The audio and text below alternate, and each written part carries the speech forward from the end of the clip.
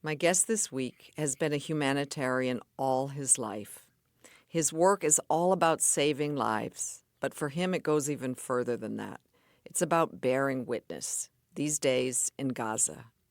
They told me their agony 24/7. They told me what they go through from the morning until they drop asleep out of exhaustion. And I promise that I will tell the story.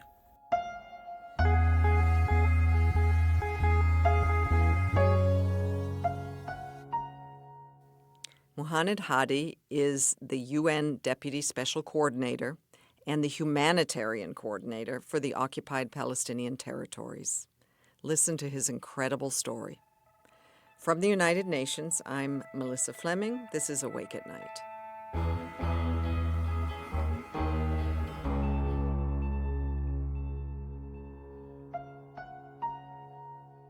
It's great to have you here in New York. Thank you for having me. You came because you were addressing the Security Council the other day on the situation in Gaza, and I know that you also spoke about just having been in Gaza. What did you tell the Security Council about what you saw there? I just basically told people what I saw. As a human being, I made a promise to the women I met. I had 1 hour, bit more than 1 hour, with a group of women who wanted to talk to me in Gaza. It helped, I think, that I speak Arabic. I'm Jordanian. I think they felt comfortable that they can speak to me because what they shared with me was something very personal, and I'll tell you part of the stories in a minute. I've never been put in a situation like that. For a woman to expose herself and her ideas and what she's personally suffering from to a stranger, she has to feel comfortable to do that. I think all of us do, but especially for women in the Middle East. But just to go back to your point, when you said, what did you tell the people? I promised the women that I will convey this. They told me, what are you going to do for us? I said, I will tell your story. And I did. What did you tell? They told me their agony 24/7. They told me what they go through from the morning until they drop asleep out of exhaustion. Some women told me, and that's where I told you they felt safe. A woman told me that she went through her period for 5 times without taking a shower. For a woman to tell a stranger that, she have reached all limits. But I think they felt safe to tell me that. Again, I felt they told me that because they wanted to convey it. And I promised that I will tell the story. They told me that they had to shave their heads or cut their hair very, very short. No shampoo, no hygiene, and there was skin diseases and lice and everything else. One woman told me that I would like to go to the bathroom without everyone in UNRWA school shelter knows that I'm going to the bathroom. But they know because they see me walking with a bottle of water. What they actually ask for is privacy. They just wanted privacy. One explained to me how she had 2 daughters. When she wants to give them a shower when they can, they're 2 small daughters, her sister comes, she goes to a corner, the sister holds a blanket, so she goes inside, and then she gives them a bit of a shower if she can. But the sister remains holding the curtain until the mother goes, washes the clothes, and make sure and wait for them to dry because they don't have another set of clothes. So the sister could be there for an hour or 2, just holding a blanket, trying to cover those naked little 2 girls until the clothes come back. And a woman actually explained to me with difficult details how she changes the pampers for her mother.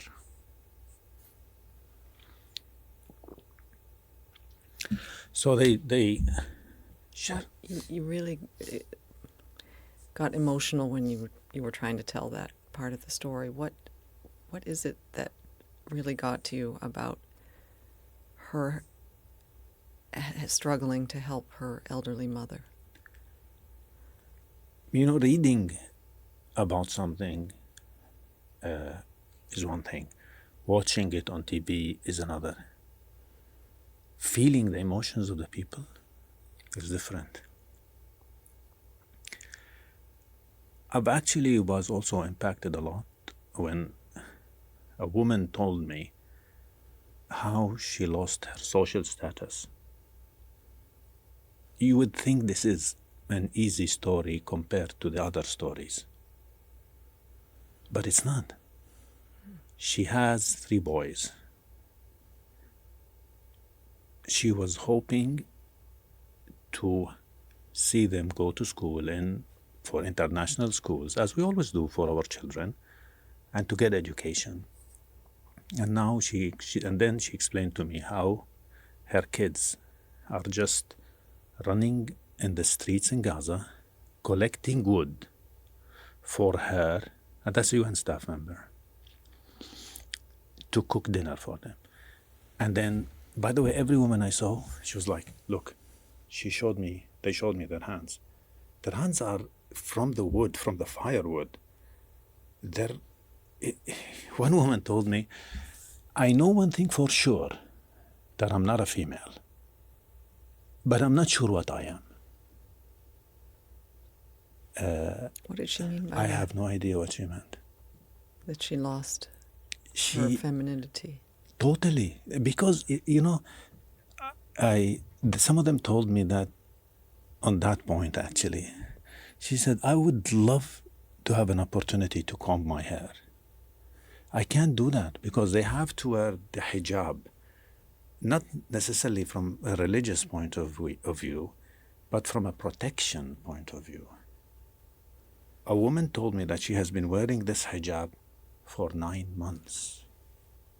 9 months, day and night. She can't take it off. So, because normally in the comfort of their homes, they would take it off in the evening. They'd be among family. Exactly, and there is no shower, wash their hair. It's the issue of privacy that I told you. One woman, she was sitting more quiet than the rest of them, and I said, "You haven't said much." She said, "I want one thing only." I said, "What?" And I thought, probably she's going to ask for food, medicine, evacuation. She said, "I just want to wake up in the morning and hear good morning from my husband."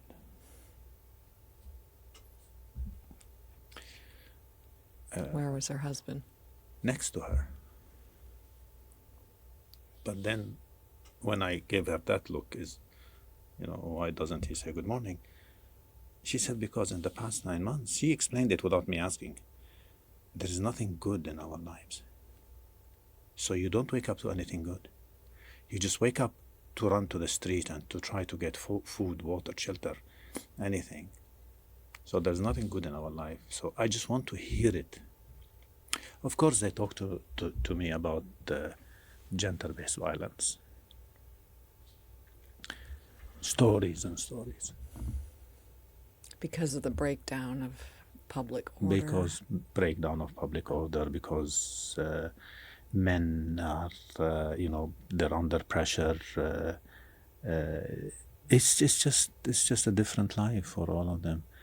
Oh, the regional director of WHO, Dr. Hanan, joined the last part of the meeting with the women. And then I felt that they told me all those stories, the personal stories, which I have to tell you, I was a bit uncomfortable listening to, but I did listen to them. And then I said, you know what? I may want to leave you with Dr. Hanan. First of all, she's a doctor, she's a woman. You may want to say things, to a woman that you're unable to say to me. I don't know what else they could have said. So I left Hanan with them for a few minutes. And then I came back to the room and they said, "Are you going to tell our story?" I said, "Yes, I will tell." And that's why I'm here. And you are telling their story. It's more than that. When Hanan was with me and we were about to leave, this woman said, "Wait, one final question." I said, "What?" She said, "You have to answer it." I said, "I will, of course." She said, "Do you see me as an animal or a human being?" I said, "What?" She said, "How do you see me? Am I an animal or am I a person?" I said, "Of course you're a human being." She says, "Okay, I just wanted to hear that."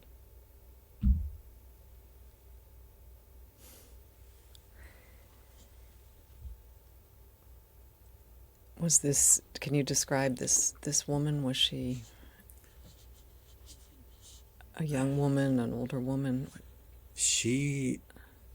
Most of them were in their 20s, 30s.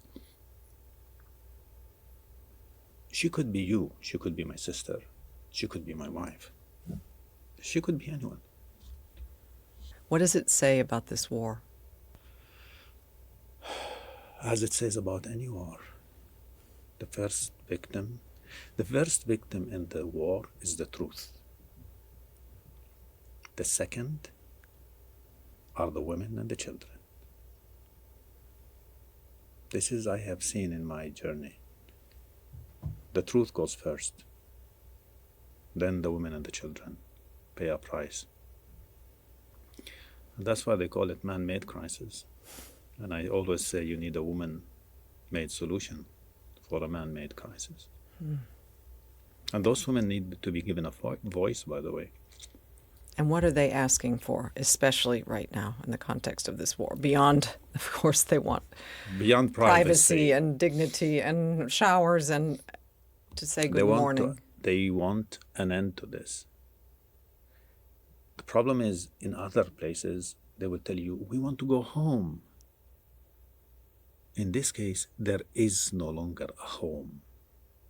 More than 80% of the houses and homes in Gaza are destroyed.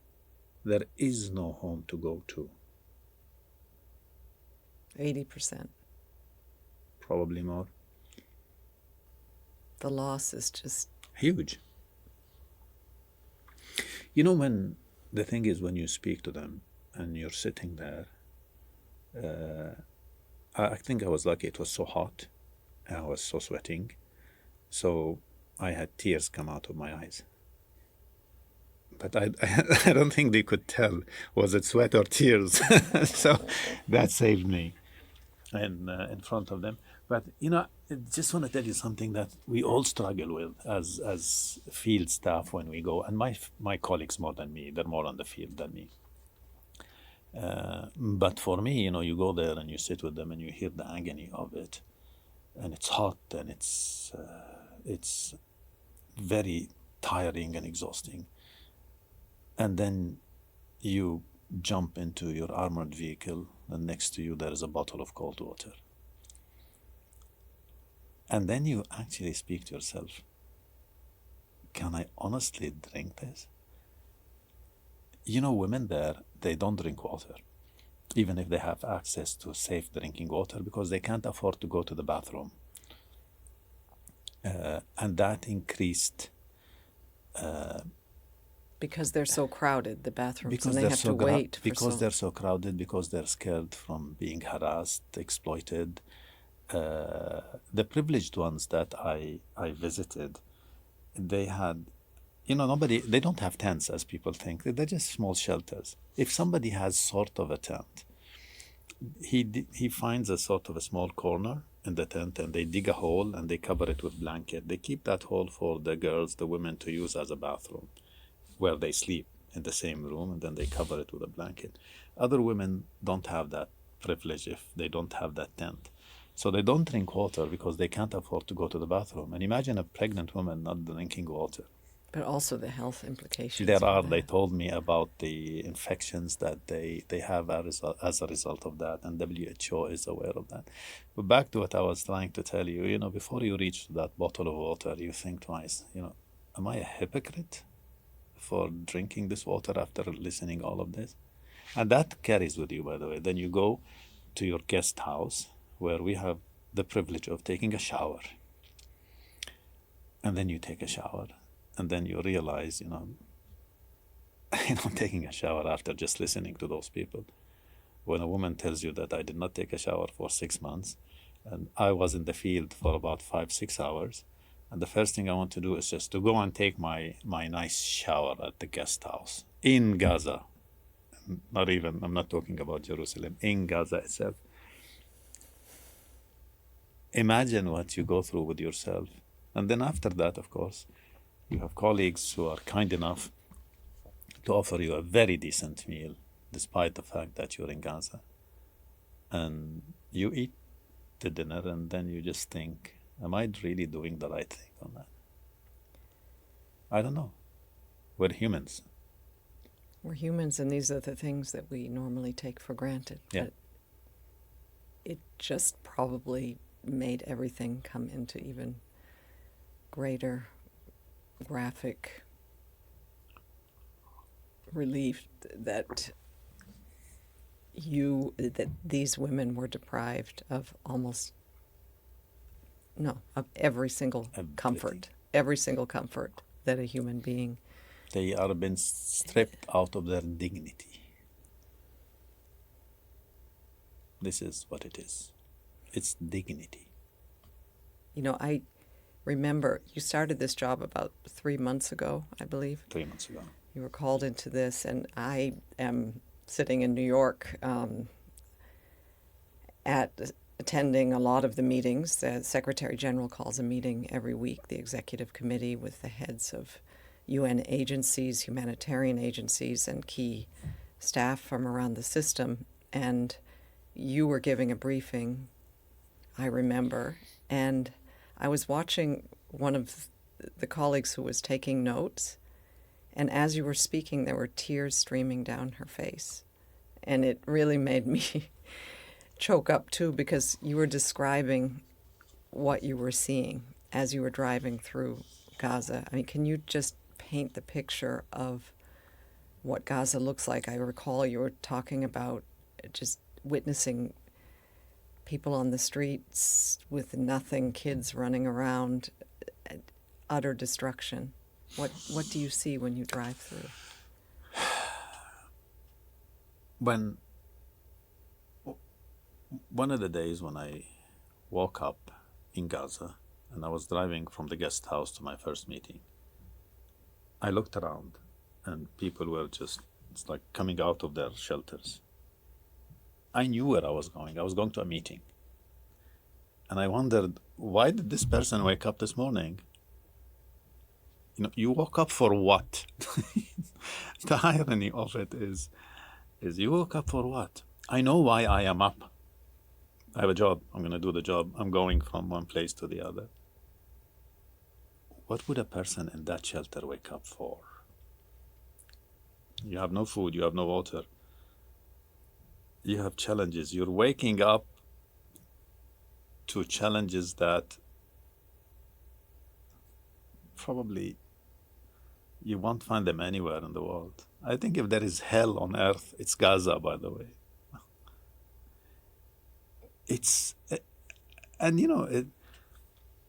Those are the things that you ask yourself.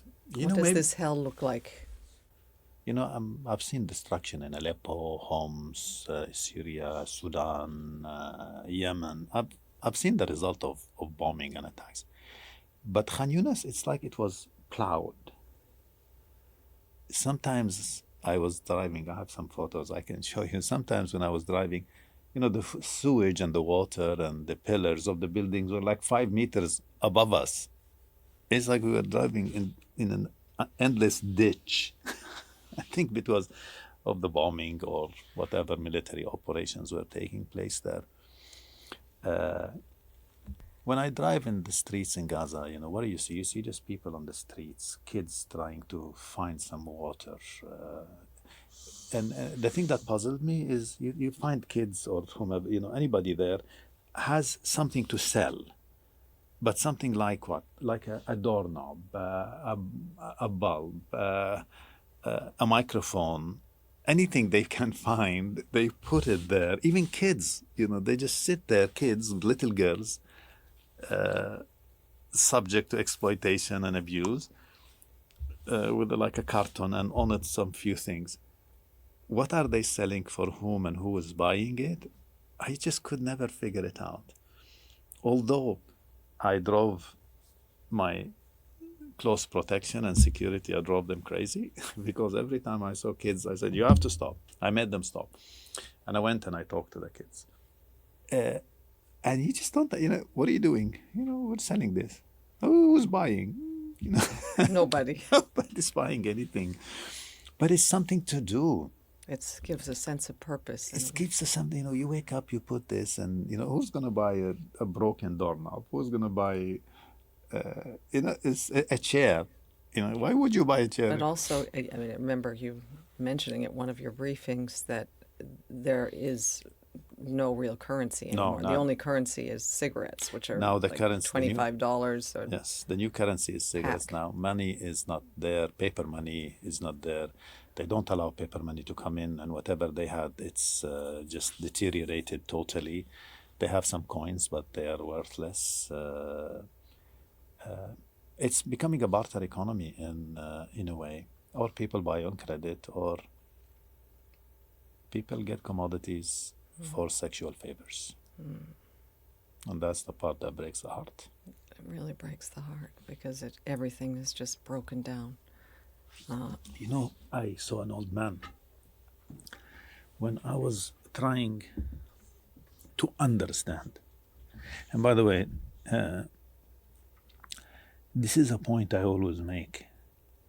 Don't tell people, especially people who go through crisis, don't tell them, I know what you're going through. No, you don't know what they're going through.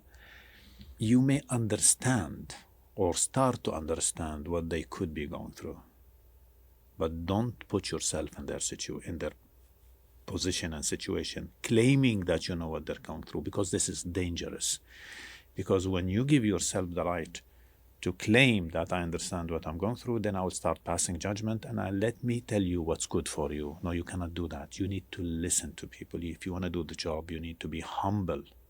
You do it with humility. You go and you listen. And we lose that sometimes. I'm not saying this and I tell you that I walk the talk every time. Of course not. I'm human, I forget. But I try to remind myself that we need to listen to people. You can't pass judgment on, that stage of, I have experience and let me tell you what's good for you. That is over.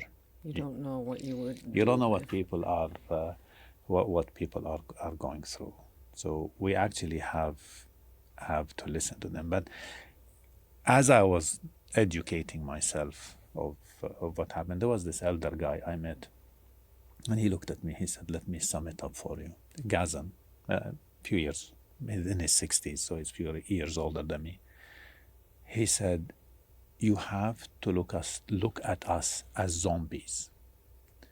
We are 2 million zombies. Family ties broken, community broken, society broken, everything is broken.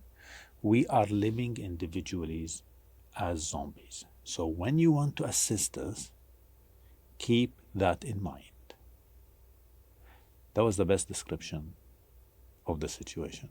And I am keeping that in mind, and I'm reminding my colleagues, when you want to approach Gaza with a humanitarian response, listen to the people. At least this is how they see themselves.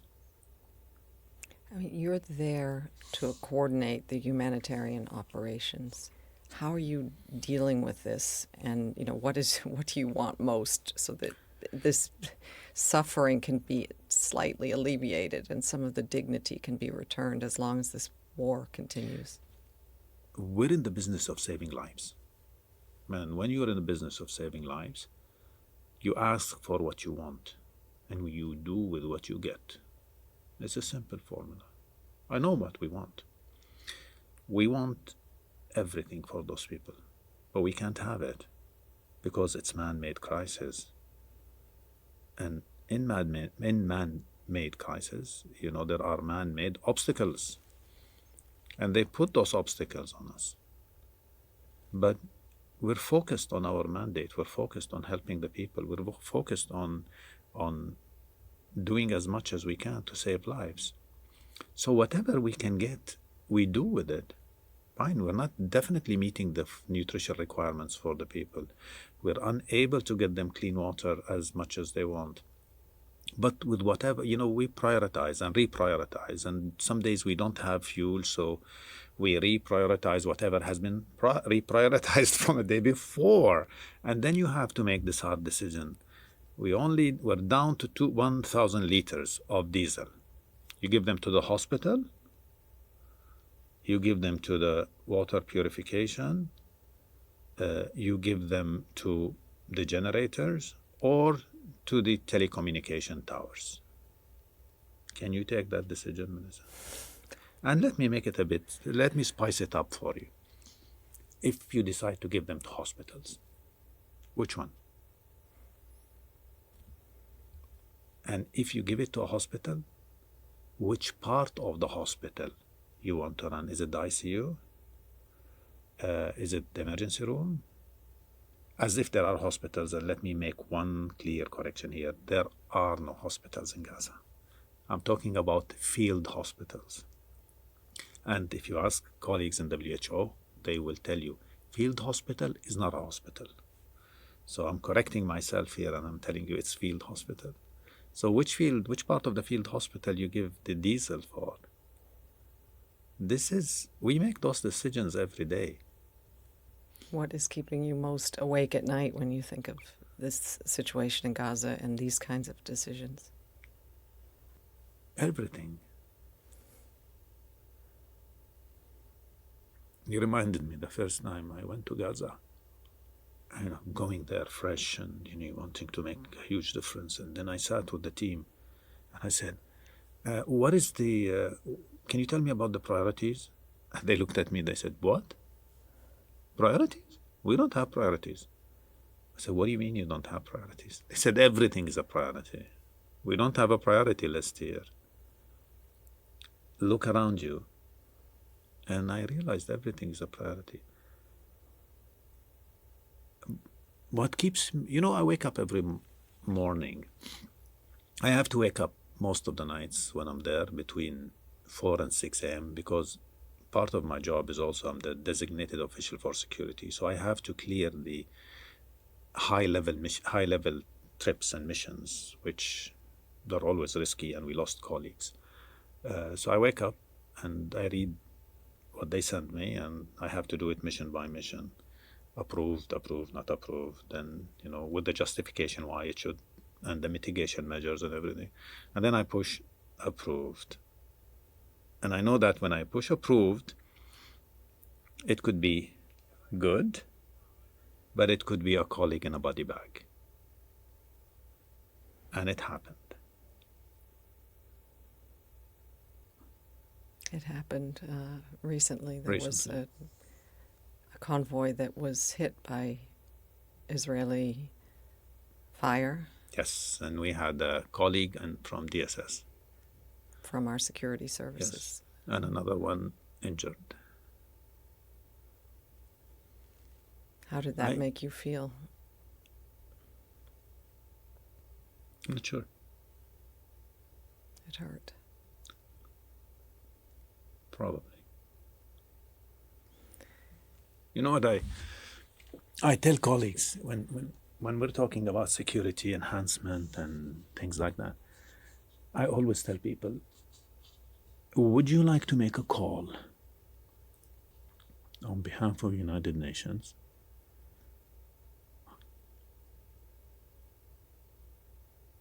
Let me start. I tell colleagues, would you like to make a call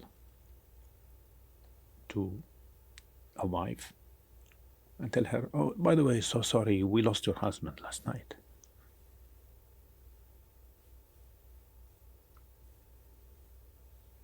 You had to do that? Luckily, I didn't. New York made it on my behalf. I've done that before. I've done that when I was in WFP. I called the mother and I told her, sorry, I lost your son last night. You yourself are a father and have a wife and have children. I mean, they must really worry about you. They do. How do you try to reassure them? That's a good question. I get a lot of support from my wife and 3 boys. They trust me. I think they trust my judgment.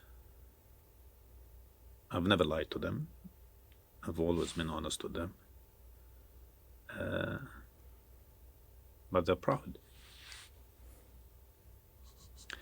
I've actually texted them. I told them that I was coming to see you. I said I won't have my mobile for the next 1.5 hours. They said why. I told them why. And then they text me. They said, tell her you're a good father. Oh, that's really nice. I mean, I'm sure because your whole career has been, focused on saving the lives of other people. How did you manage to be a father and the father you'd like to be during this time? You've been in, so many places around the world serving in really difficult duty stations. I really tried. In this job, if you don't have a spouse or partner who supports you, if you don't have a family who supports you, it's difficult. And I'm lucky. I had one. I had a good wife who supported me throughout this long journey. And I have 3 boys, beautiful boys. There was a time when they called me weekend dad because I would only see them on the weekend. But I think they understood, and they've been very, very supportive. And that helps a lot. It helps that you have somebody who supports you, somebody who trusts you, somebody who's proud of you. And that makes a difference. I'm sure. I mean, I believe you could even all live together when you were based in Yemen at one point. In Yemen, we lived together. It's hard to imagine because of Yemen now. Although we went through, can't live there as a family. No, we went through a lot of experiences in Yemen. They bombed our house twice when we were living there. Oh. So that was an experience there twice. In Indonesia, we lived together. But now for a short time, for 9 months, and then they moved me to Iraq again. Sudan, we spent 3 years, which were also nice. So, I tried, by the way, I think my wife knows that very well. I tried as much as I can to balance things. I had to take decisions sometimes where, I had to push back when the agency says, no, you need to do another emergency. I said, well, there are 2 types of contracts I have in my life.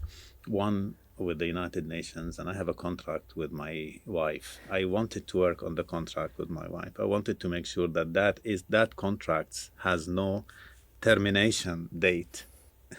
The UN will have a clause says, this contract ends by this date with no right of renewal. I never wanted to. I wanted to make sure that my contract with my wife that she doesn't have a reason to terminate, to terminate it. It doesn't have an expiry date. But likewise with my children also, who are very supportive. Have any of them followed in your footsteps? They're all, they went to this model United Nations. The youngest one, he's just graduating now from school. He's off to university. He made it to Deputy Secretary General. We're a UN house. We watch the news. They wear UN T-shirts. They have UN backpacks. It's United Nations everywhere. It's we're UN family. They know the SDGs. They know there's a flag in our home. You've indoctrinated them. Yes. Muhannad, you have been in the business of saving lives for much of your career. This is not a job only for me. This is not just a job. This is the only thing I've done in my life. By the way, I don't have any other experience. Never worked for a bank, never worked for a government, never worked for a private sector, never worked for anything. I've only worked for the United Nations. That is all. With 1 year with ICRC, seconded to the United Nations, by the way. But I think you briefly told me about your origin story, and I would love to ask you about that. You're Jordanian, you were a young student, and something was happening that prompted you to go volunteer. What was going on? This was in 1990? 1990. I finished school. I finished university in 1988, and back then we had to do military service. So I've done that for 2 years, and then I wanted to go back to school and study international law. And then Saddam Hussein invaded Kuwait on 2nd of August 1990. So I was just watching the news back then, and then I saw that there were so many people stranded between the Jordan and Iraq border, tens and tens of thousands of people in tents in a very difficult situation. So I woke up in the morning, prepared a backpack, and I took a sleeping bag, and my mom said, "Where are you going?" I said, "I'm going to volunteer." "Volunteer where and what?" I said, "Mom, look on TV. I'm just going to go there and help them." She actually didn't stop me. So I took that trip in August, and I went by a bus. First, I took a couple of taxis and whatever buses to get there. I remember the last leg of the bus of that trip. I think it was between a place called Safawi and Ruwaishad, something like that, in the far east border of Jordan in the desert. Next to me was a guy and a goat sitting next to me in the bus, and the goat was next to me, then the guy.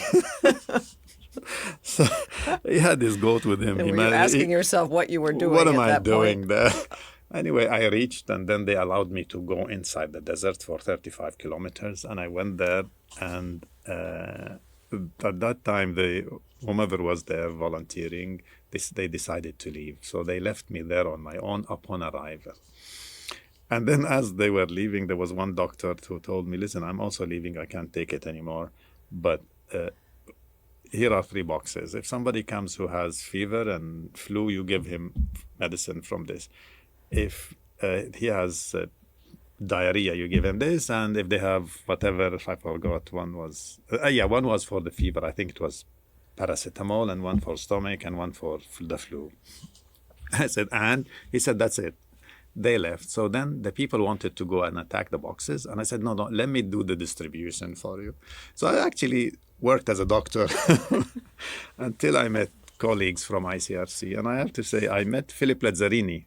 Philip Lazzarini, who is now the Commissioner General of UNRWA. Yes. So he was then working for the ICRC. He came, yes, as ICRC. And then I think he felt sorry for me. I met him after a week.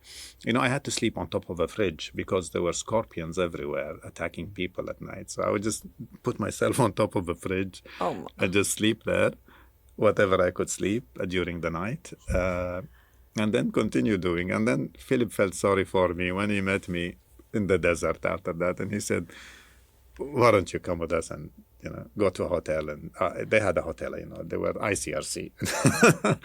So they took me to a hotel, and their hotel, they were very kind to me, I have to say. I took a shower. I'll never forget that shower, and a very decent meal compared to what I was eating there. And then they offered me a job. I started working for them and working with the UN and them at the same time. And then I worked for the World Food Program. And then here I am. So this was unintentional Destiny. Start into an international humanitarian career. Destiny. And, and every time, I got frustrated, and I would tell my wife, "You know what, I'm leaving the UN." And my wife would tell me, "Muhannad, you have 25 or whatever, 20, 25 years of experience in the United Nations. No one will take you. Continue doing what you're doing. No one is interested in someone like you. Just stay the course. And I did stay the course. You stayed the course, and I believe, though, you were thinking about retiring when you were called up to this assignment? Yes, I was thinking of retiring. I talked to my wife. We thought that we could spend more time with each other. And I was supposed to go on retirement in this coming December. They offered me a post. I said no, and then they offered me this post. I spoke to my wife and kids. And my wife is a very reasonable, smart woman. I think she's the one I only have boys. My wife says she has 4 boys. She considers me one of the boys. And she really manages all of us very well. So, and usually the way she does that is she let us, the boys, talk, and then she comes with a decision at the end. And the boys started, yes, no, each one of the boys had an opinion, but all were positive opinions. And then she said, okay, now let me ask you a question to all of us. Anyone given an opportunity on the planet Earth to go and help the people of Gaza, would she or he accept or refuse? And the boy said, of course, anyone will accept. She says, so we have our answer. So that's what basically happened. I wanted to ask you about that because of the proximity and growing up in Jordan. I mean, having all of this conflict in your neighborhood, does that affect you particularly? I thought it would, but actually it doesn't, because I realized that this is how I behaved, reacted, committed to any operation I work with. Yemen, Syria, Sudan, when I was in Indonesia, all the emergencies I've done, Myanmar, Pakistan, it's all the same. I think what drives me is the mandate, to tell you the truth. I'm a big fan of the mandate, by the way. I honestly believe in the mandate. The mandate of the United Nations? The United Nations. I have 2 things in my life. It's my family and the United Nations. It's as simple as that. I'm a very simple person. It's family and the UN. My goals are clear, my life is clear, my path is clear, and that's about it. Muhannad, thank you so much for sharing your story with me. Thank you. I really appreciate that. Thank you for listening to Awake at Night. We'll be back soon with more incredible and inspiring stories from people working against huge challenges to make this world a better and safer place. To find out more about the series and the extraordinary people featured, do visit un.org/awake-at-night. Subscribe wherever you get your podcasts, and please take the time to review us. It helps more people to find the show. Thanks to my editor, Bethany Bell, to Adam Paler, Josie LeBlond, and my colleagues at the UN, Caterina Katidi, Roberta Politi, Geneva Damianti, Tulin Batiki, Becerra Kostova, Angelica Devis, and Carlos Macias. The original music for this podcast was written and performed by Nadine Shaw and produced by Ben Hillier. Additional music was by Pascal Wise.